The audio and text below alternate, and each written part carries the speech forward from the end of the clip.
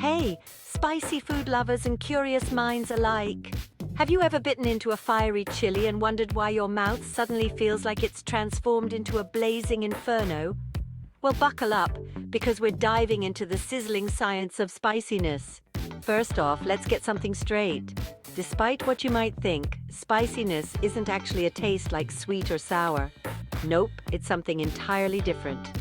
When you munch on that spicy taco or a searing slice of jalapeno, it's not your taste buds that are throwing a party. Instead, it's a wild ruckus happening with your sensory neurons.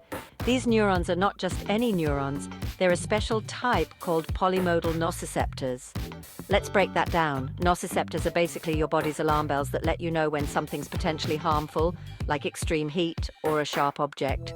So when you eat spicy foods, these neurons fire up, tricking your brain into thinking your mouth is on actual fire. Now, how do we measure this fiery sensation? Enter the Scoville scale, the official scoreboard for spiciness. It measures how much a pepper's capsaicin, that's the chemical responsible for the heat, can be diluted before it stops tickling those nociceptors. For a bit of perspective, a sweet bell pepper scores a soothing 0 on this scale, while sauces like Tabasco notch between 1,200 and 2,400 Scoville units.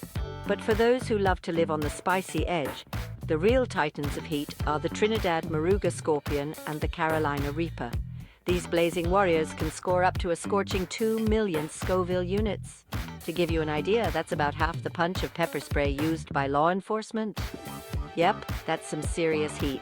So why do we even eat something that causes us this kind of sensory overload? Well, it turns out the thrill of the heat is actually a bit addictive. The pain caused by capsaicin makes your brain release endorphins, those feel-good chemicals that act like natural pain relievers and give you a mild sense of euphoria. But remember, as much as we might enjoy the burn, our bodies are not actually on fire. It's all a fascinating trick that nature and chemistry play on our nervous system. So next time you reach for that extra hot sauce, you'll understand just what's happening when the heat kicks in. And if you ever overdo it, don't worry.